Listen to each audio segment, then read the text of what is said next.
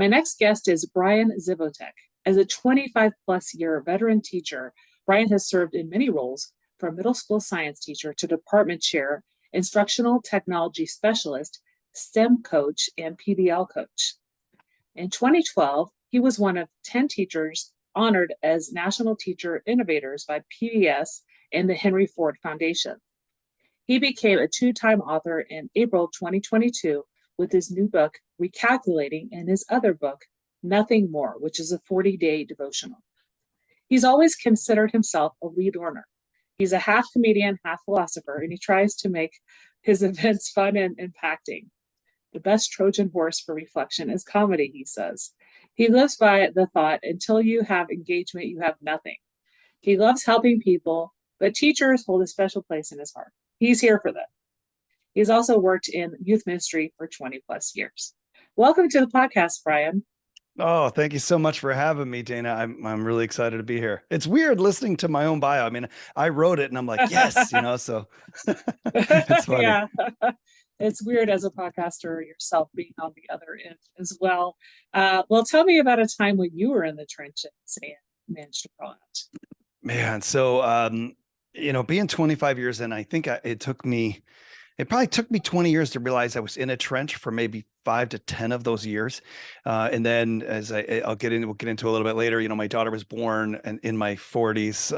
And so it was this sort of shock that, whoa, I kind of had taken a look at myself in the mirror and thought, wow, what's happening, and I love teaching. I love kids. I love the profession and I want to make a change, but there was something that was happening to me in the midst of all those years, and that I didn't realize I was burned out. My health wasn't good. I'd come home and, crash on the couch and binge watch TV or something. And I think the reason was I felt like I deserved it.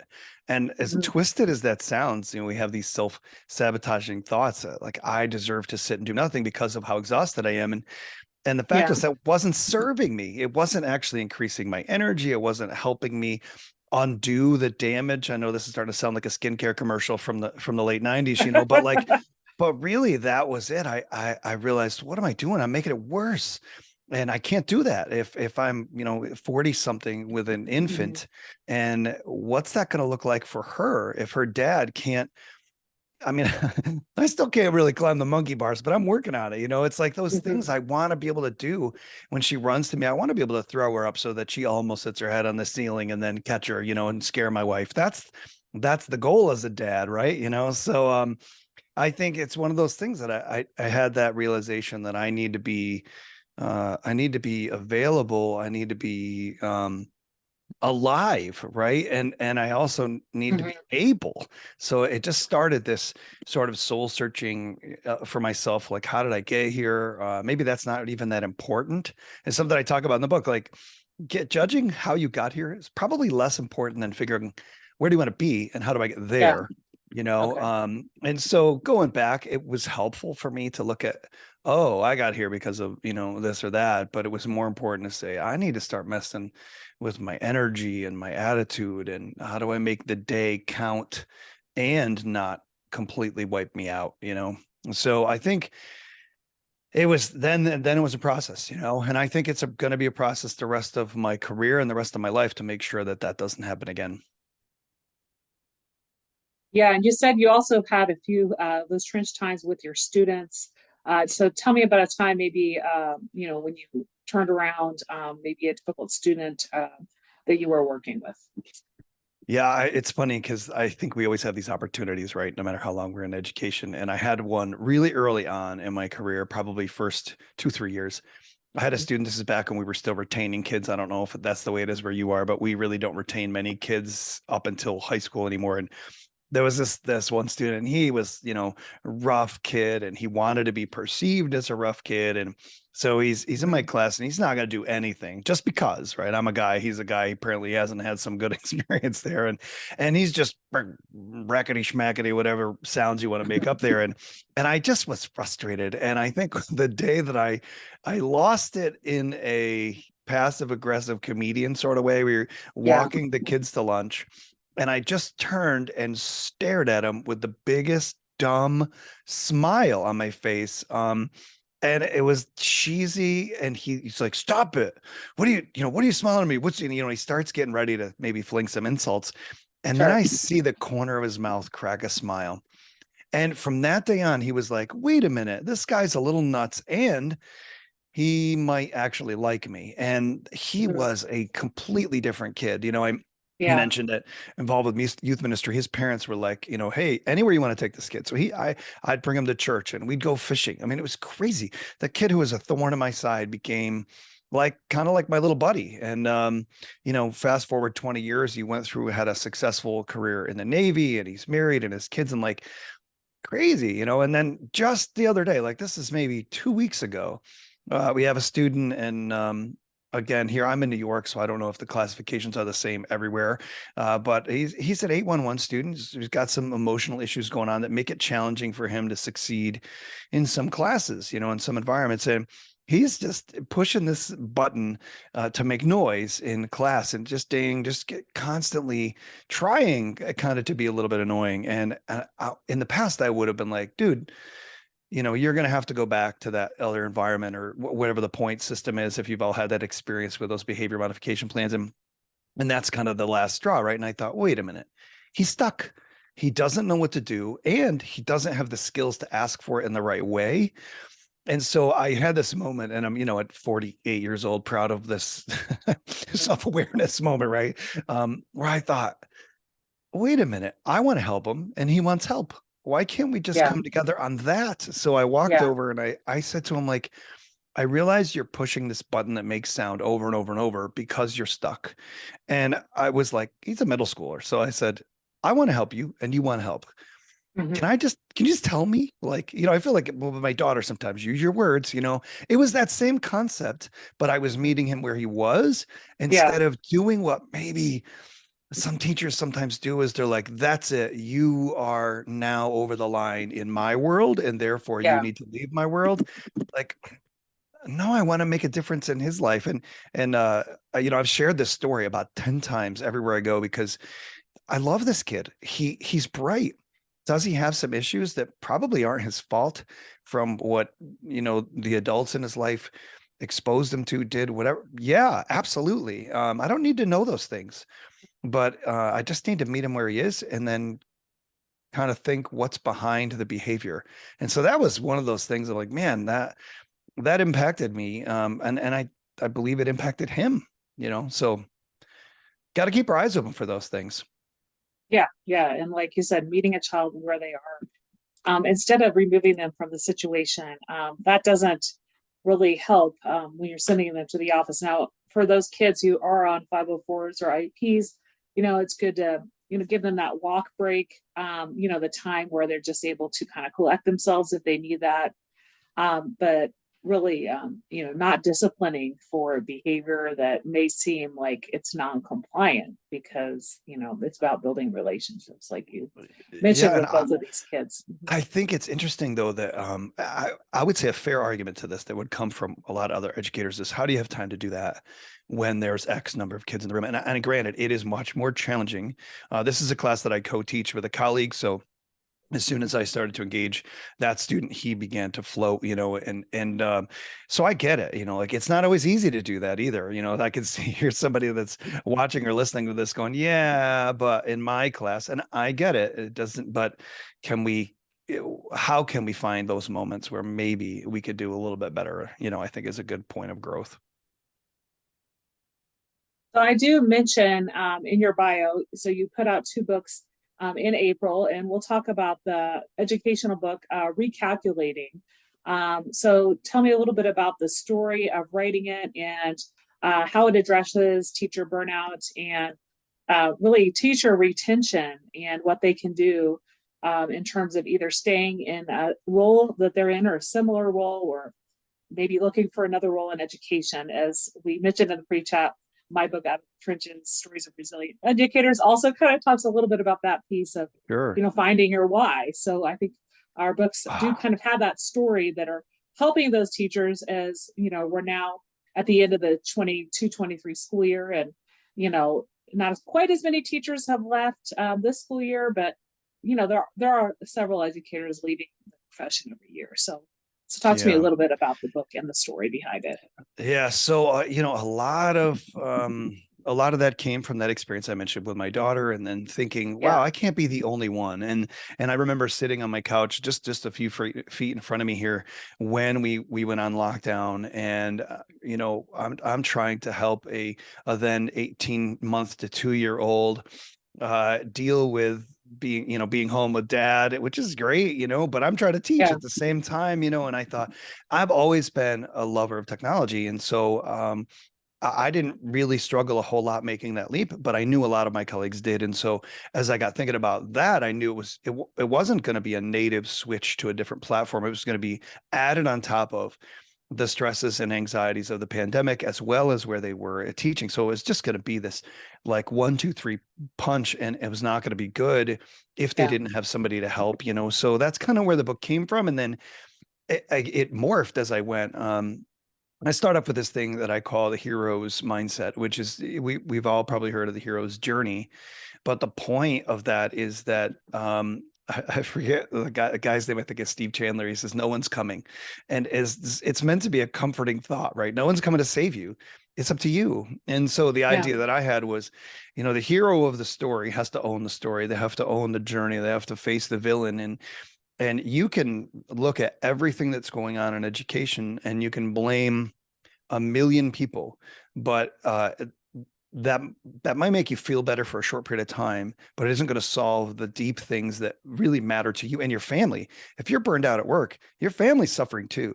And the more you Yeah. realize that, your health, your family, then you're like, wow, I need to do something. And that's the moment where you kind of step into that hero of your own journey role. So I think that was one piece of that puzzle. And then I kind of realized that it wasn't just my job, that it was flowing through all areas of life. It was my health, it was my mindset, it was, what I was doing with my free time, as I mentioned before. And so recalculating is that the metaphor of the GPS in the car. You're taking a Mhm. trip and you Mhm. got off track, you got off the wrong exit, and oh crap, now the car's like recalculating, which always has that, somewhat condescending tone that you're the one who took the wrong course. But the point is, it doesn't matter. Is I feel like for a lot of people, education, the goal shifted. Not that they got off track. It was like, wait a minute, I don't know that I'm going for the same end goal that maybe everybody else or I was when I first started. And so that shift, you have to kind of recalculate. What do you really want? What do you want out of life? What do you want out of your career? What do you want out of every aspect of life? And when you go through it in a holistic way, then it changes that paradigm of what do I do next? And I think, as you mentioned this, the Forbes article that came out right at the early part of the pandemic, like spring 2020, I think said 55% of educators have considered leaving this year alone. And how many of them actually left, I don't know, but that number works out to be the millions, right? And Mhm. so there's an old back in the 70s, Albert Hirschman wrote this paper called Exit Voice and Loyalty, and it was the state of people in the decline of, he applied it to governments, but it applies to or any organization that's on the decline. And in education, I think a lot of people feel that way, and I had read that, and so I wrote about it in the book, that I noticed people were just leaving. They were like, I can't take it anymore. I got to get out. And I honor that. You still need to heal, right? Maybe you chose in the midst of it all to speak up like I did, because like, hey, I'm not going to leave right now, but I want to use my voice to make a difference. And then there were those people who are just going to suck it up. And so I Yeah. say this sometimes, on my, it's in the book, for those getting out, sticking it out, or Yeah. stressing out, but I wish I could remember who the other author was that added the fourth one, which was neglect. And I was like, Mhm. oh, there are people who are so burned out that they are neglecting connecting with kids or Yeah. really engaging. You know what I mean? And I don't say that from a shame, condemnation. Oh, you're neglecting your job. I get it. You're fried. And so it's all the more reason you need to figure out and find a path to recalculate back to what you want. And so, short story long, that's kind of where the book came from and what it attempts to address for those people that want to look at life holistically and say, this is about me. And part of me is an educator, but it's not all of me.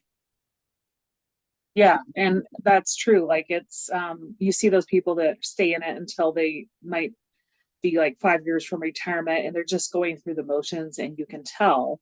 Yeah. And then So there's for the those kids. people, yeah, and then there's those people who, maybe chose a different path in education in the past few years because of their, recalculating, recalibrating, and finding their why. So, yeah, I think both of the stories that we've written about kind of how we've navigated, I think, some of the challenges in Right. education and looking at life holistically can make a difference. If listeners would like to pick up your book, I assume that's on Amazon and through your website as well. Yeah. Yeah. Okay. So we'll kind of continue that burnout conversation, just in the sense of how can teachers really know if they're burning out or if they're like at the cusp of burning out? What are some of those warning signs? So I think when you start to look at your morning might be a good symbol, right? Or a good time to take that temperature. If you get up and you're dreading the day, it's time, and look, if it's Friday before your spring break and you teach middle schoolers, I get that. Everybody's going to dread those Yeah, crazy days, the day after Halloween, we all know those anti-holidays for educators. But when it's routine day in and day out, I would say I noticed that my Sunday night sleep was horrible. I was already about like I would tell my wife, don't plan anything for Sunday after 4 p.m. Like we're not going to dinner, we're not having anybody over because my brain needs to start shifting. And that might be a sign that you're getting anxious, you're getting and you're not going to be rested, you're not going to be everything. So maybe that's one. Another one that this is a pet peeve of mine, and a lot of teachers, particularly in the elementary, might struggle with this. If you're taking so much of your job home that you are not living your own life with your own yeah, family and attending to your own health on the weekends and every evening, then that's a problem. You're going to burn yeah, out. You probably already are. And I would say, like I'm going to oversimplify this. I mentioned this before. Your identity is not as a teacher. It is a portion of your identity, but when you accept it as all and then grab the former social narrative that every teacher does this, you're going to burn out. And so you are free to define and design what life as an educator looks like. And a lot of people that could be very freeing, and they're going to have a hard time with that. Like I just made a decision that if that homework assignment, if that project wasn't worth stealing 9 hours of my health and family, and when you phrase it like that, you start to right, see, okay, maybe there's another way to give kids the experience, the feedback that I can do right right. in class. And I Yeah. think that's part of it is seeing there's a possibility to still get everything you want, everything those kids need, and just not kill yourself in the process. Yeah, and I think also that comes with time and kind of realizing like where to put your priorities and that not everything needs to be graded. I work with some younger teachers this year and they are, grading everything where they have a pile of papers they take home. And I used to do that many years ago. But Yeah. it's also like realizing, yeah, like you said, I really like that piece about don't define yourself as a teacher. It is just a part of you. It is not your everything. Right. But that's not the story that society tells us that Yeah. other teachers exude. I mean, it's Yeah. like, well, this is your badge of honor. Well, Mhm. that badge comes with not a little Yeah. pin for your shirt, but a dagger. You know what I mean? In some Mhm. cases, Yeah. it's not healthy, and we need to talk about it because expecting teachers to just suck it up because this is what happened 20 years ago doesn't doesn't help them in 10 years when they're fried and they still have a mortgage and a family. We need to start thinking of the teacher as a whole person too. Yeah. Yeah. So, what is something every teacher could do quickly to change the dynamic of their job? You talked about the 5 Ps that people can kind of go into each of those categories and look at? Yeah, so you're gonna put me on the spot to remember my own stuff, which is was just funny, but so number one is personality. Is there are Uh-huh. people who are not enjoying their job because Yeah. it doesn't fit your personality. I just had this conversation with an admin in my building, and she's like, there are teachers in this building, middle school, maybe that don't belong with middle schoolers. If you don't Yeah. love the weird and you don't own the weird, go Yeah. to high school or elementary, right? I love second grade up. And before that, I'm just like, yeah, don't touch me. They're cute, but cute from a distance, right? Like, but Yeah. there are people who, the second you meet them, I mean, I think everybody's like, yeah, do you teach kindergarten? Because I just feel like you have snacks and I can wipe my hands on your dress. Like it just that's what happens there, right? So that's number one. I think position is part of that. Uh-huh. And that, so I was a seventh grade science teacher forever, it feels like. And I love that job. I love that age. It fits my personality. That's my topic. But as I began to find opportunities to do the instructional coach and the PBL coach and and some of those things, like now with STEM, Hmm. is part of me that I love crazy and I love learning and I love shiny and tech. And so now I get to do 3D design, and I get to do scratch video games, and like it's life to me because of the position. So I think that's another interesting one. If maybe you feel like you don't have that mobility in your career at this point in time, then there might be somebody just around the corner, around the hall, that is, just because of who they are, they make your job fun. And so I mentioned about that there's another seventh grade science teacher, and he's a little bit older than I am. It's a second career for him. And it's a little bit sophomoric in a sense that we rip on each other and mess with each other. So he'd have Pandora running in his classroom, and he'd step out to use the restroom, and I'd go over and change the channel to like Broadway show tunes or something, and then leave because we have a common planning. And the kids would Yeah. come in, and they're like, what is going on in here? And it was fun. So Yeah. like this banter back and forth gave life to the job. It may not be in your job description, but it certainly helps, when you can rely on people like that. So now I'm struggling with well, okay, so personality, position, people, your The pedagogy. pedagogy. Yeah. Yeah, so this is a tread lightly area for me, and that is a lot of people. It's hard to tell a teacher who's run their own classroom for any length of time, like they really know this is my world, this is my classroom, these are my kids, this is how we do things. But sometimes, we alluded to this a minute ago, the things that you've chosen to do are part of a story of yesteryear, that this Yeah. is the way it was done when I was a kid, and therefore Yeah. I'm going to do it too. I think that's, I don't know how to sugarcoat it. It's stupid. And until we Yeah. can maybe question that a little bit and go, wait a minute, I would say this about grades. Grades aren't Yeah. feedback. They're more of an Yeah. autopsy. And Hmm. most of the time we give a kid a grade and we're hoping that the assignment is done.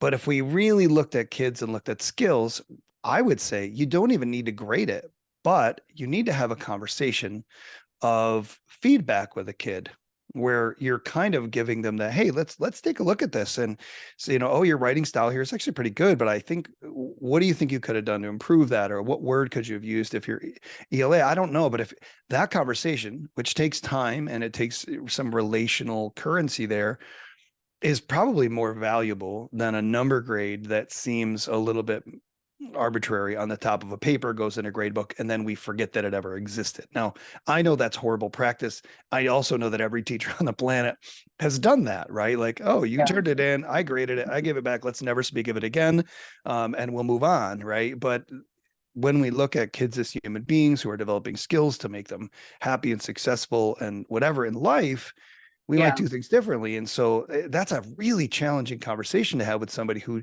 hasn't yet seen that, because they label the smart kids based on their grade. And I won't go to the other extreme, but what if it was all again about meeting them where they are and helping them acquire skills that were going to help them in the next phase of life, whatever that is, 7 or 17. So pedagogy. And then, oh, what was the fifth one? Is one that wasn't in the book. And I know I mentioned it in the pre-chat, and I'll have to look back through my notes, but it's probably personal development. if I had to pull that one out and see if that was the right one that we talked about, because I really believe if you're doing something for yourself, then that's gonna spill over into your classroom. It's gonna spill over into everything. And I mentioned this a little bit in the book. I talk about visiting the Bay of Fundy when I was a kid. It's up off the coast of Maine, Nova Scotia, Canada there, and it's the highest tide changes in the world. And so the rivers run backwards. And it's the idea we give and we give and we give all day. And this is my Yeah. story with Netflix, right? I came home. That's not feeding me to sit for 3 hours and watch, an entire season of The Office, which I would have loved to have done, right? But it Mhm. didn't give anything back. And so once you find something that fascinates you, that you're willing to read and watch YouTube videos, engage with somebody on Twitter, whatever it is, and it nothing to do with school, you'll find that it actually does find its way back. And even if it doesn't, you're happier. And because of that, you're going to be better at your job. And so Mhm. I think that's something that, as this evolves for me, thinking through is probably the most energizing thing I've ever done in my career was to do what you're doing, right? Like the podcast and YouTube stuff and writing a book. Everything fed me in that mental, emotional realm, and that energy does sort of trickle over. You want to work out, you want to get better sleep, you want to do, it gets weird. It's self-esteem, right? We feel good about what we've done. And Yeah. you can be exhausted and then make a decision that you don't feel good about, and that does just death spirals. So Yeah. Yeah. Yeah. No, I definitely get that. Like, it's starting your day in the right way with the right mindset as well. yeah, yeah. So a lot of teachers, this is not just a new thing, but I think especially in the last year and a half or so since the beginning of the 21-22 school year, we've been dealing a lot more with the disengaged students. I see it at the middle school, and I think mostly it's secondary, but also trickles down to elementary. So how can teachers deal with that disengagement that's now so prevalent? Boy, I, this is kind of the playground that I've had an opportunity to go into. I pitched an idea of creating these, getting rid of study halls and learning centers, whatever you want to call them, and turning them into electives and no grades, just Yeah. what affinity based electives. And so this year we're running one that I mentioned before, and it's a STEM based, but we essentially opened up like the first day of class and said, "What do you guys want to learn?" And they just stared at us because no one's ever given them that carte blanche before. And so Yeah. it actually took us going, "Oh man, this was my whole lesson plan." I thought I was going to be flooded.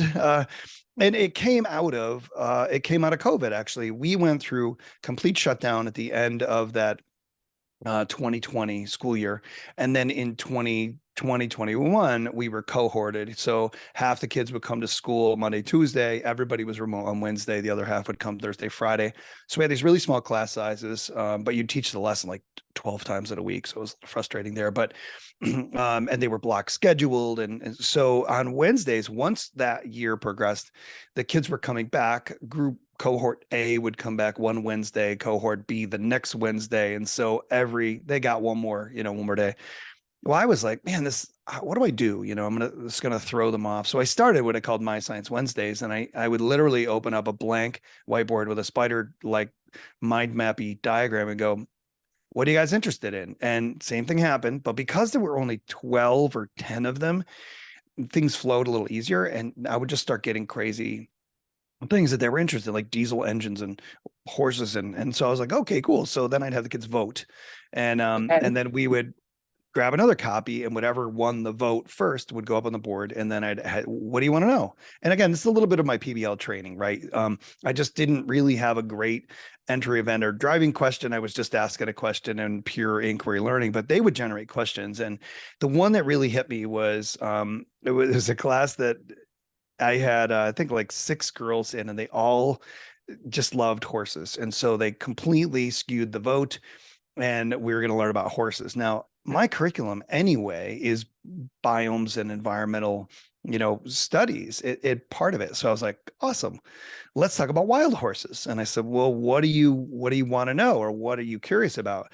And it was the most fun I'd had as a teacher. I had I didn't know all the answers, number one. I didn't know hardly any of the answers, to be perfectly honest. But it made me a fellow learner with the kids. It handed over the marker per se, literally to the kids, and they Yeah. drove everything that we did. So, it's a pat answer to say, well, you need more student-driven Mm, instruction. mm. You need more student-centered learning, but it's the truth. The question is, what are we doing to learn of all of the ways of what that means? And how does it apply to your personality? How does it apply in your particular, with your kids on any given day in your classroom? And can you do more of that? We started doing these exit interviews in this class that I'm running right now that's really student led. And the things that kids were saying, they're like, I don't stress about anything in here. It's a place for me to rest. I get to relax. I don't worry about grades. But yet, if you were to walk in, it might take you a while to find the two adults in the room because we're on the floor with robots or we're sitting at a table, building Legos and asking questions. We're engaging, with the kids really authentically and some cool ways of the kids helping each other and asking questions. And it's a completely different environment. It's a little crazy to the person who's wanting the kids to be seated and compliant and quiet, which I would argue is not learning, it's compliance. But that the second we got them to see that we really were giving them control, it was we don't lack for engagement at all. We, in fact, have a list of things we haven't yet got to that they just brainstormed. And we use sticky notes for that, which is really cool. It's a side note. You want to try this, get two different color sticky notes and have the kids rapid fire write down everything that they are interested in on one sticky note and put it in the middle of their table or group, and then switch the colors and say, okay, what product could we get out of that research? So again, the horses thing, right? I'll go back to that. If that's what a group decided on, it could be an article, which we could talk about content creation, and they write a blog or they create a website or a slideshow or a podcast. Who cares? And we're developing those 21st century skills at the same time. It's amazing. And to see the kids take ownership, and these are sixth and seventh graders, is yeah, it's inspiring. I love it. It's a blast. Yeah, and it would be great if all schools have the opportunity to do that. I mean, the building I'm currently in has a makerspace area and Mhm. a couple other meeting spaces where they're able to have those type of like student driven activities. It's just like, how often is this actually happening? Uh, and maybe it's the teachers who are maybe not as um, wanting driven to maybe take the initiative as well. I think, The risk. Yeah. yeah, because you could there are spaces to do it. There's time of the day, or you could plan a separate PBL unit or something different. But like, yeah, I think there's a lot of teachers still as before the pandemic that are very driven by like, what is my team planning for this this unit, right? And we need to stick to the unit and all those things. But I have seen a little bit more in terms of like Socratic seminar and Oh, project-based learning, things where kids are able to show their skills more. But I still see a lot of defaulting to the same old. So yeah, I really like that suggestion that you said, especially when it comes to middle schoolers. We talked a little bit in the pre-chat about the AI. Chat GPT is a lot in the media right now, and how are AI technologies going to disrupt education in the next few years, and what can teachers do to prepare? well, first of all, I would say like, man, this is fascinating, and I don't know the answer Yeah, to that. I can yeah, and we're gonna see, but I have my yeah, inklings, and one is that the fear around it replacing teachers is not going to happen. So number one, there still needs to be someone intelligent enough to decide what the input is. And I've had people say, well, this is the calculator of the 80s. Maybe, like the yeah. argument was back then, you can't give kids a calculator because they won't know their math. Well, it turns out that there's a shred of truth to that. You still need to understand process to use a calculator correctly. You got to know Yeah, order of operations and write some syntax type stuff. The same is true with Chat GPT or whichever chatbot you might be using. OpenAI is who makes Chat GPT, and I noticed I paid for it right away. I used it for like 6 hours, so I'm like, pay, like they got my money. But the reason why is I started asking it, at first very base level questions, and then I began to get more specific, and some of that is really cool. I'm going to be using it in a 7th grade ELA class coming up soon. I went in and I showed it to this teacher, and our school blocked it, and I'm like, okay, I get it, but we don't teach people responsible and appropriate use by Yeah. saying no. We Yeah. do it within guardrails and mentoring. And I get it. The adults don't know how to do that yet with a lot of things either. But so I went into a room and I said, right in front of her, I was like, okay, give me an animal, give me anything, give me a name, you know. And so I opened it up and I said, tell me a story about an elephant who has a problem with his friends. And like, it just prints out this whole thing about Bentley, who finds it funny to entertain his friends. But one day, you know, he comes across some other elephants and they are scared. And so he uses his humor and tricks to make them realize that he's okay, you know. And it was, and I actually gave it, I think it was like a 4th grade level, right? So I showed it to the teacher. She's like, wow, it's kind of like Mad Libs. I said, exactly. Yeah. Imagine now if you could hand every kid Yeah. generates a story and then you ask them, okay, change how it ends, change the setting. Can you develop another character that comes along? Like, I'm not even an ELA person, but I'm thinking this would be so much fun. Or now take it into an art room. This is where STEM comes in, right? So the ELA person does that, and you say, okay, you're the art teacher. Can you illustrate a book, and then go down and share this book with kindergartners? Can you make sure that this story is environmentally accurate? Are those the animals that would be there? What animal would be out of place? Would that be a funny thing to add to the story? Like, that was one example, you know. And she was writing, teaching the kids how to write hooks, and I was like, can I show them how to treat this? You know, like, you could say to it, give me 10 hooks for an article about the the Civil War, and all of a sudden you have 10. Now you can say to the kids, hey, here's what I want you to do. I'm going to give me those 10, um, pick one and then change it. So again, it becomes this, it's killing writer's block. It's not doing your homework for you. And some of that is that teachers come right out and say, we know this exists and it's amazing. You guys are living in an amazing time to have this ability. However, you still need to think. And Yeah. one of the things I hear all the time, Yeah. oh, kids can't think for themselves today. That's because we're doing it all for them. Yeah. You know, we're going to read this article. We're going to do this worksheet. You're going to turn it in. I'm going to give you a grade and we're going to move on. Yeah. And like, well, wait, what happened to the creativity and the choice?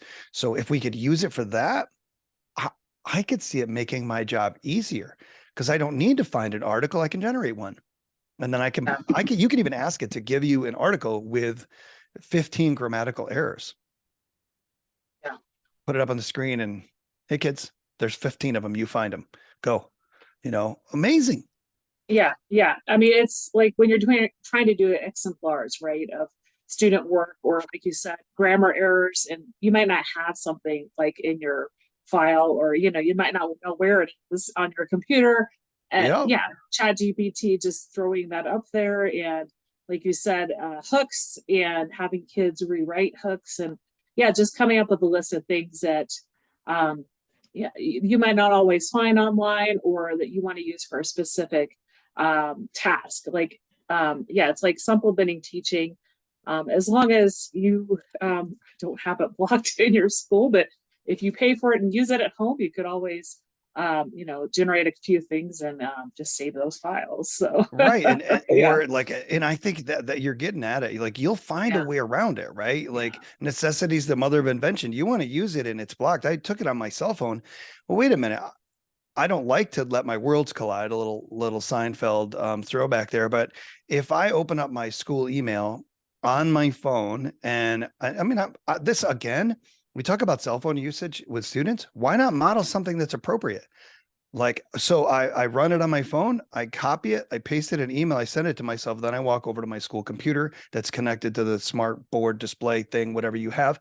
And now all of a sudden I pull it up. So it might be a tiny bit cumbersome, but again, there's a kid in my class and he or she is struggling with this concept and I don't have anything off the top of my head to give them another example. Then I just generate one, and why not just email it directly to them? Hey, you open that up, and now we're going to come and we're going to work on this together. Everybody else is working on that one. You could remediate. I mean, talk about Mhm. being able to like individualized instruction for every kid, it I get it. It's another thing, but if it's worth it, you'll find ways to use it. And the internet, particularly Twitter, is blowing up with teachers saying, oh, I use it for this, or I tried this and that was amazing. Like the sky is the limit. There's so many things you could do with it. But one, please don't be afraid, because it's here and it's not going away. So Yeah. who better to benefit and to curate it than us? Yeah. Yeah.